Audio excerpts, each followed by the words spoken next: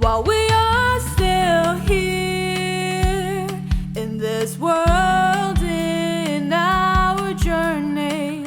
If we don't take care, there's a danger to go astray.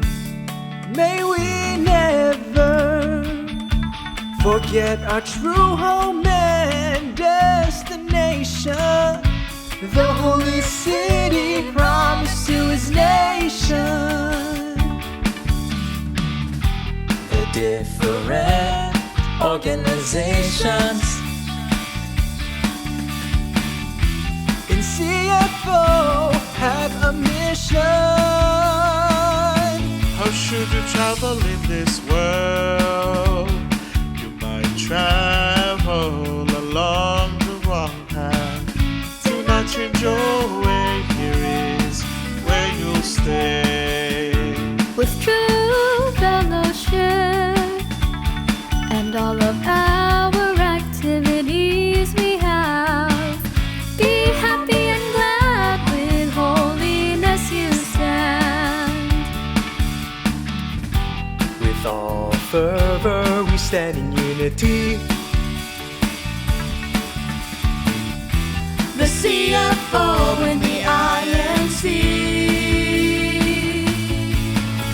the Christian Family Organization, the active together INC forever.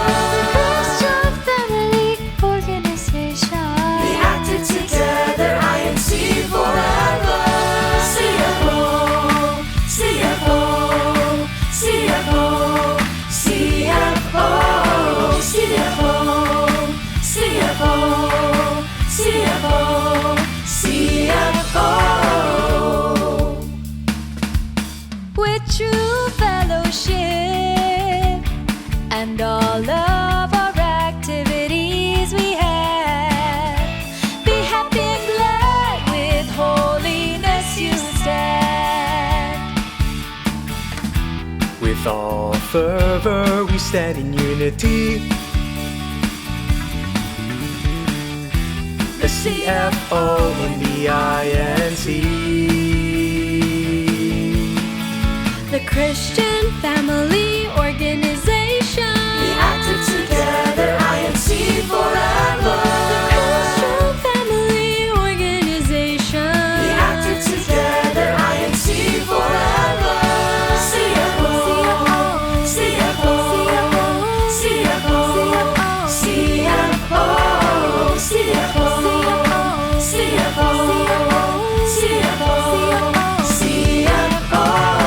Christian Family Organization, the active together INC forever. The Christian Family Organization, the active together INC forever. CFO, CFO, CFO, CFO, CFO, CFO,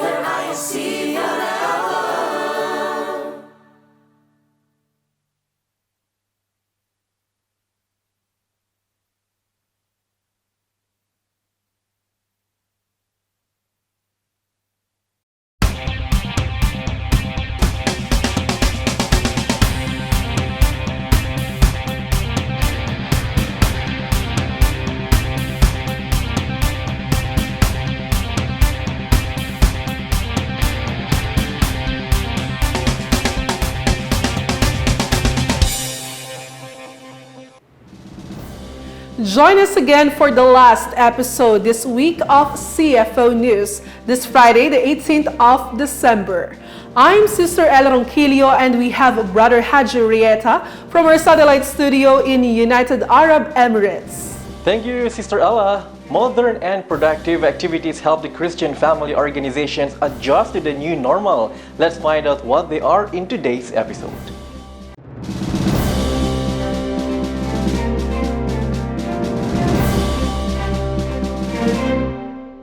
KADIWA and BINHI members participate in a special gathering in the district of Edmonton. Married couples become more productive in their dessert-making tutorial and livelihood activities in the district of Tokyo, Japan. We'll hear the stories of members who benefited from the Scan Cares activity in the district of Caloocan North. Parents learn the importance of adjusting to the new normal, especially in guiding their children during these times. We can't wait to share these stories with you when CFO News returns.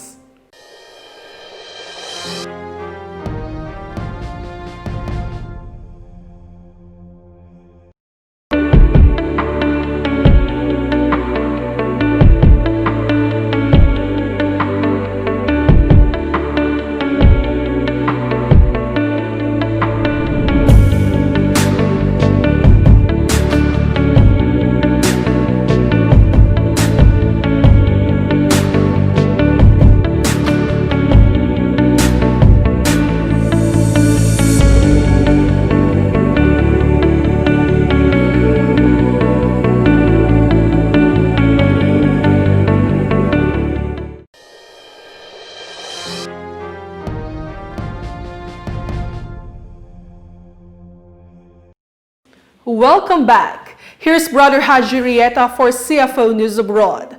Brother Haji. In the district of Edmonton, members of the KADIWA and BINHI organizations received spiritual blessings in a special gathering. More details from this report. As we go on in our day-to-day lives, the trials and hardships that many have encountered have become increasingly difficult. This has become especially true for the youth of the Church. The youth members of the Church of Christ have been faced with many heavy burdens this year that have tested their faith.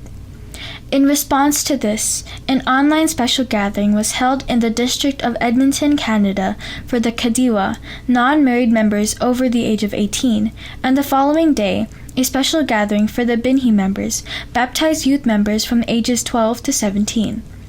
The special gatherings were officiated via video conferencing by Supervising District Minister Brother Voltaire A. Tamisin and Assistant District Minister Brother Bakito Ibanez Jr. Through these lessons, the members inside the Church of Christ were reminded to uphold their membership and guard it no matter what temptations may fall upon them. Having special gatherings like these helps us to constantly be reminded of our Almighty God's teachings, for us to be active all the more in our faith, and so that we can continue to remain steadfast and strong as we face much more difficult challenges in our time. In addition to this, the lesson furthermore reinforced the importance of abiding by the commandments of our Almighty God and putting our complete trust in Him despite living during these difficult times. Since this pandemic started, it's become more of a challenge for the brethren to uplift each other and to look out for one another, because everyone is so isolated.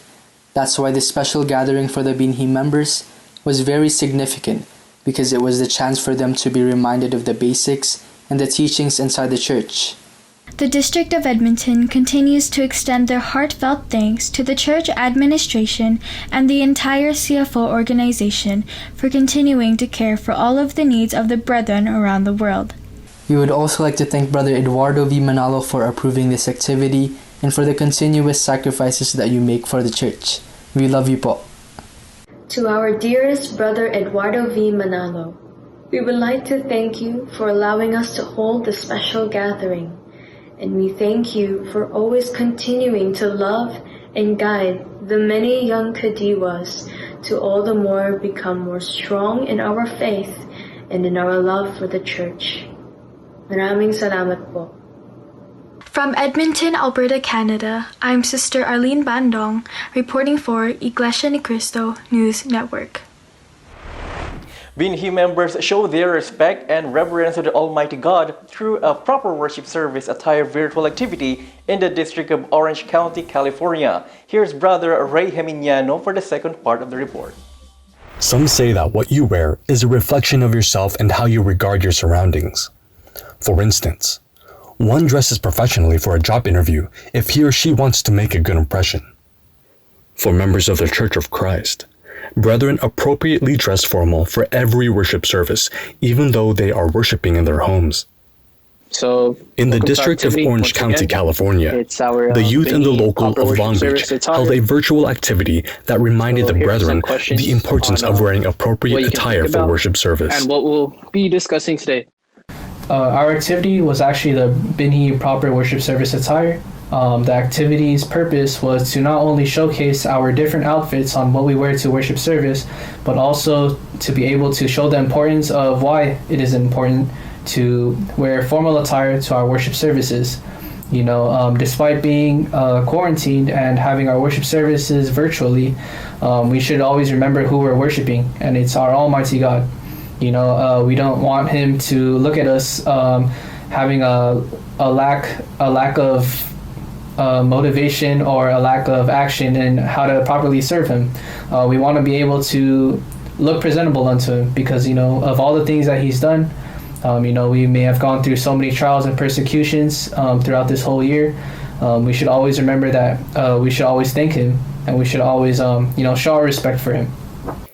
By dressing appropriately, brethren are respecting the solemnity of the worship services, even though brethren are worshiping virtually in their homes.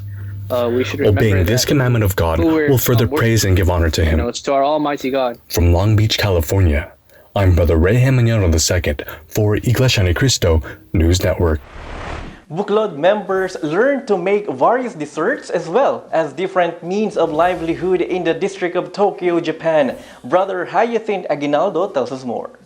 Though many restrictions were imposed due to the coronavirus outbreak, members of the Iglesia ni Cristo, the Church of Christ, get themselves involved in various activities launched in the church by gathering online.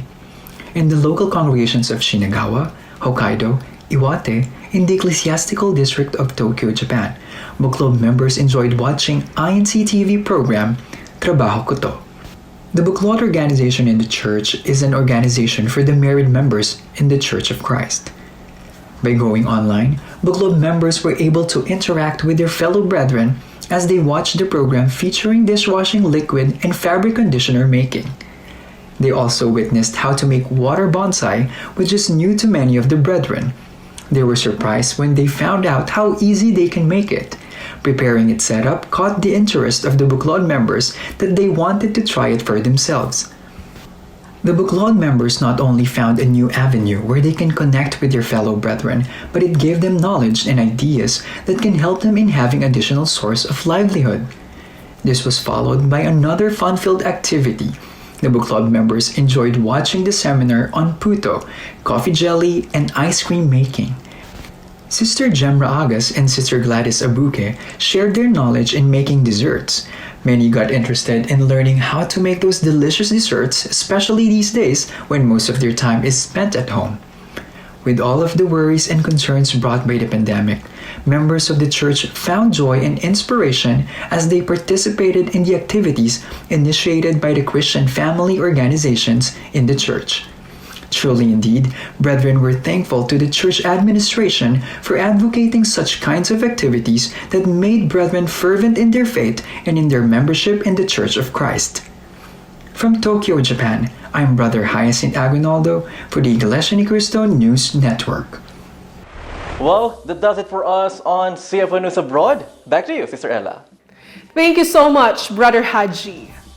Dito sa Pilipinas, alamin natin ang kwento ng isa sa mga kapatid na natulungan ng Society of Communicators and Networkers o SCAN International sa lingap na isinagawa sa distrito ng Caloocan North. Magbabalita si kapatid na Rocheline Ancheta. Maraming salamat po kapatid na Ella. Upang patuloy na matupad ang layunin ng ISCAN ay isinagawa ang aktibidad na ISCAN Cares dito sa Distrito Eklesyastiko ng Caloocan North. Ang layunin po ng aktibidad na ito ay upang makatulong din po ang kapisahan ng ISCAN sa aming distrito sa mga kapatid na naapektuhan ng nakaraang kalamidad ng bagyong Ulysses. nadiskaril o nasira ang kanilang bahay dulot ng malakas na hangin na dala ng bagyong Ulysses. Ang tahanan ni kapatid na Caroline Albador ay nagkaroon ng kasiraan dahil sa pinsalang dulot ng mga nakaraang kalamidad at hirap silang may paayos ito. Bali nasa lanta po talaga siya ng bagyo. Natanggal po yung mga yero niya, nilipad po yung mga dingding. Marami pong nasirang kahit tsaka mga poste niya. Bali hindi na po namin siya matulugan. Kaya yun po, urgent po talaga kailangan siyang ayusin. Sa tulong ng mga nasa kapisanang iskan ay naiayos ang kanilang tahanan at naibigay ang mga karagdagang tulong na kanilang kailangan. Sa pagbabatarisal o pagtutulungan po ng mga nasa kapisanang iskan ng aming distrito ay naisaayos po muli ang bahay ng ating mga kapatid. At kalinsabay na din po nito ang pagbibigay din namin ng mga bigay. Lubos ang pasasalamat di lamang ni kapatid na Caroline, kundi ng lahat ng kapatid dito sa distrito ng Caloocan North sa patuloy na pagmamahal at pagmamalasakit ng pamamahala ng iglesia sa pamamagitan ng pagkasangkapan ng mga kapisanang pansambahayan tulad ng iskan. Nagpapasalamat po ako ng marami kasama po yung buong sambahayan ko. Una-una po sa pamamahala natin. Mula po rito sa Caloocan City, ako po si kapatid na Rochilin Ancheta para sa Iglesia ni Cristo News Network. Magbabalik pa po ang CFO News.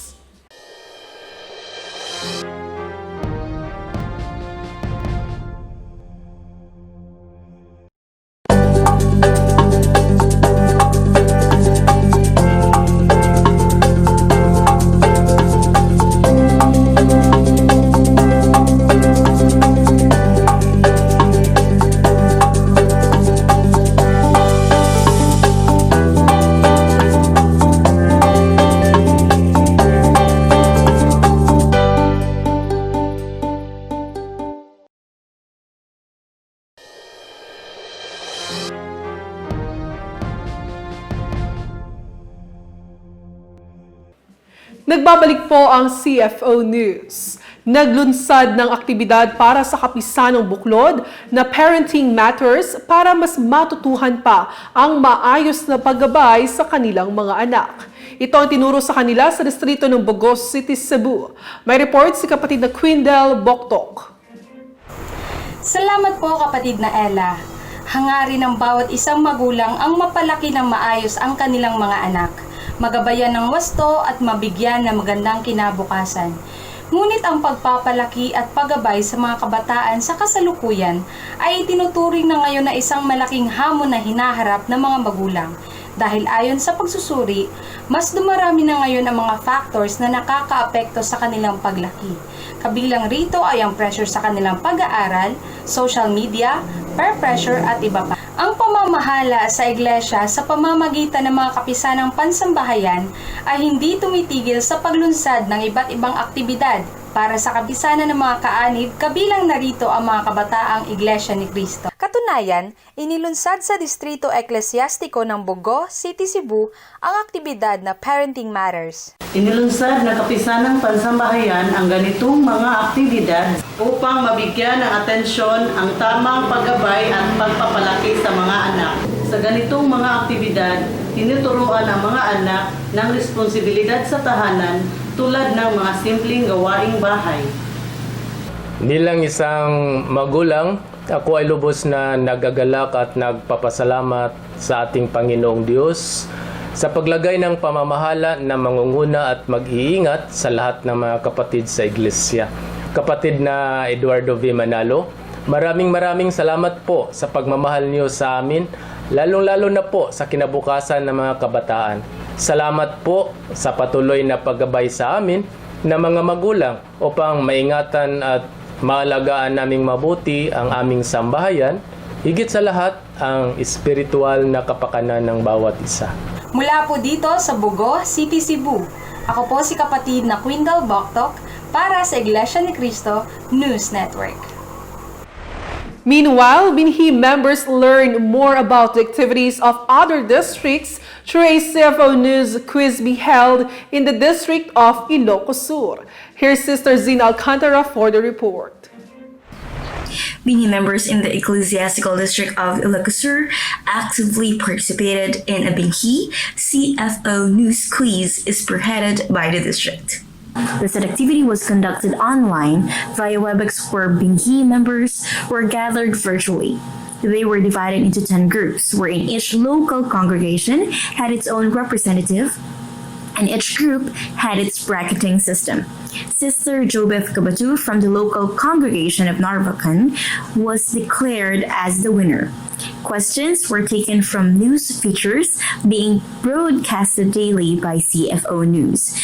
Una po, nanalangin po ko sa Ama na sana po ay bigyan niyo po ko ng karagdagang karunungan para po masagutan yung mga katanungan na inihanda po nila. At nanood rin po ako ng mga iba't ibang CFOs according po sa mga dates na ibinigay nila. The activity aims to further instill ardor into the young brethren and to let them feel that in spite of the pandemic, they are continuously being guided and cared for by the church administration so that they may never lose zeal in upholding their services and obedience to God.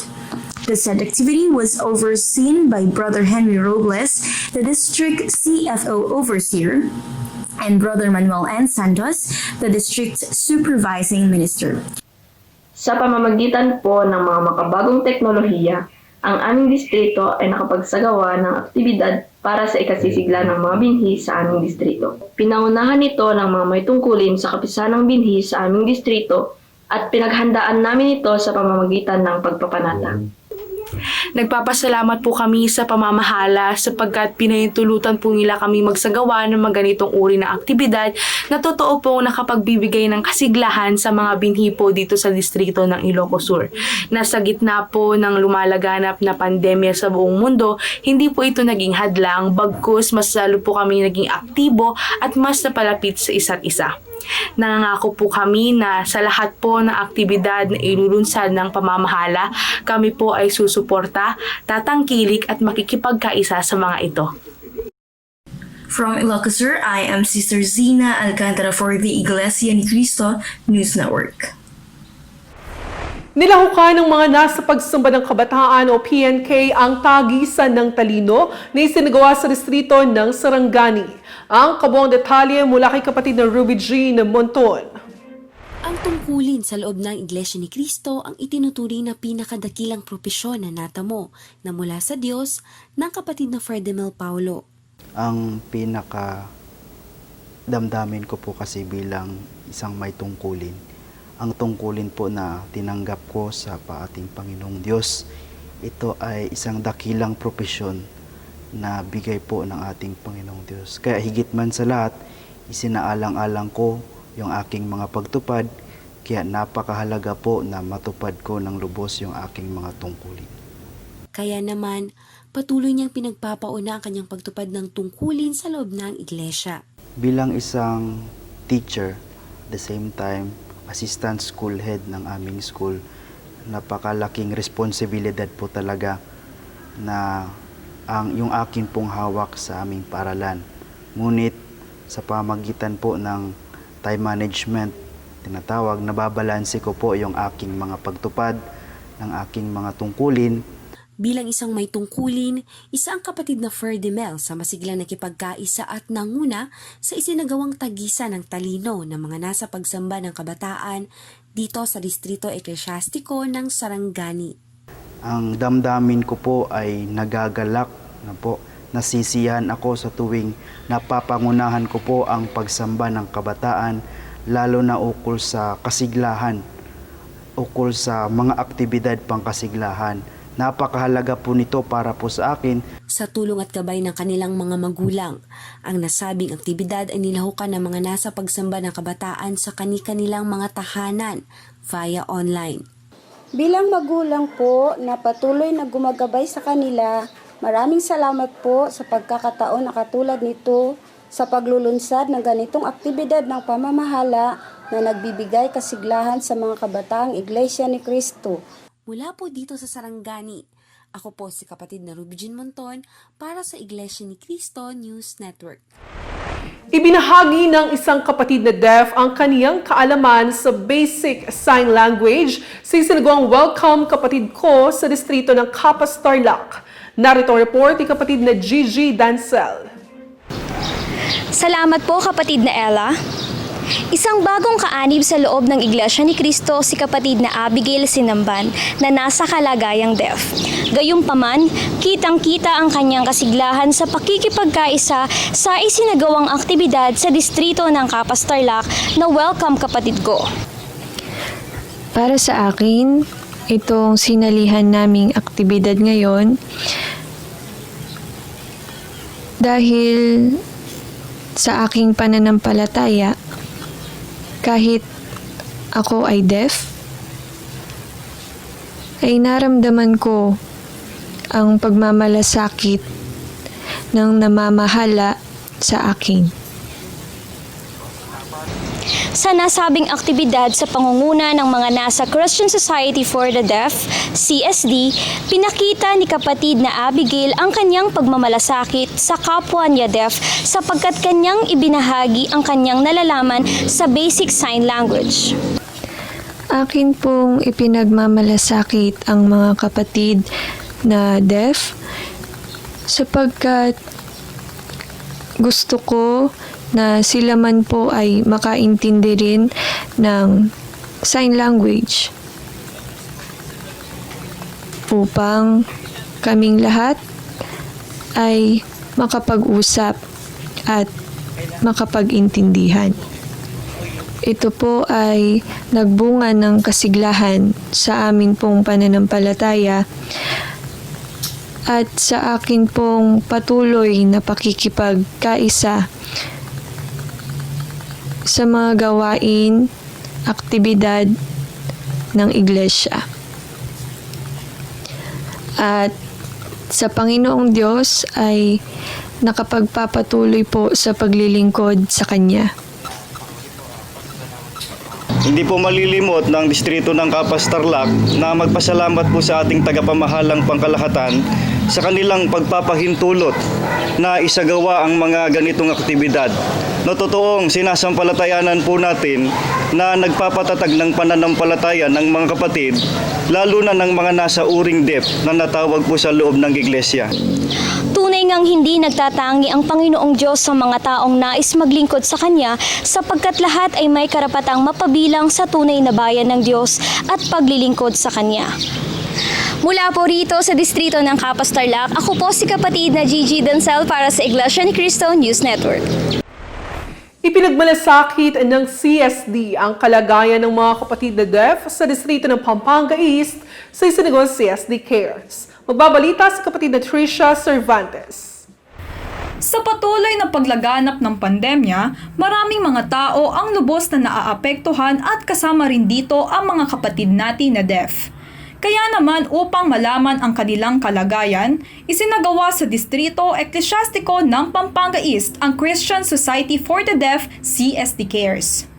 Sa nasabing aktibidad, isa sina kapatid na Glyza May Ramos, isang deaf, at kasama ang kanyang sambahayan sa kinamusta ng mga CSD interpreters na nakatalaga sa kanilang mga area upang malaman kung ano ang kanilang kalagayan sa buhay at kung ano ang kanilang pinagkakaabalahan sa kanilang mga tahanan ngayong sila ay nag-iingat dahil sa lumalaganap na sakit. Mabuti naman po. Nandito lang po ako sa bahay, naglilinis po ako, tumutulong sa pagpaplantsa, naglalaba po at sa mga spare time ko po, nagpe-painting po ako. Nanonood ng movies at exercise po.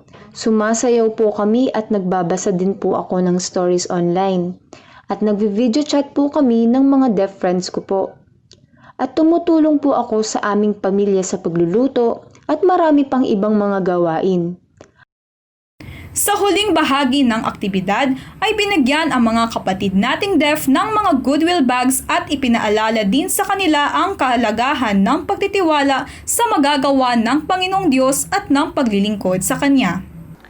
Napakahalaga po ng mga ganitong aktibidad sapagkat ito po ay lalong nagpapatibay hindi lamang ng pananampalataya ng mga kapatid nating deaf, kundi maging ng kanilang mga magulang, lalo po na tumitibay at sumisigla sila sa kanilang mga paglilingkod sa ating pong Panginoong Diyos.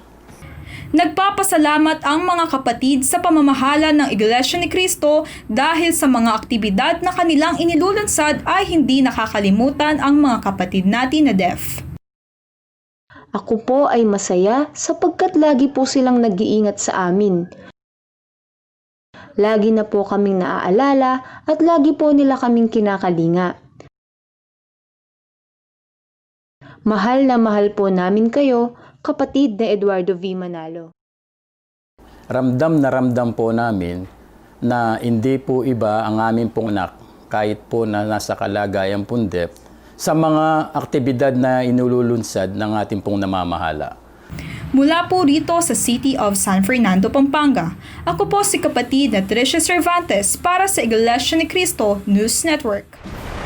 Salamat po sa inyong pagsubaybay ngayong linggo sa ating programa. Sa susunod na linggo ay matutunghayan niyo pong muli ang mga istorya ng mga kapatid sa iba't ibang distrito tungkol sa kanilang pakikipagkaisa sa mga aktibidad pangkasiglahan ng mga kapisanang pansambahayan.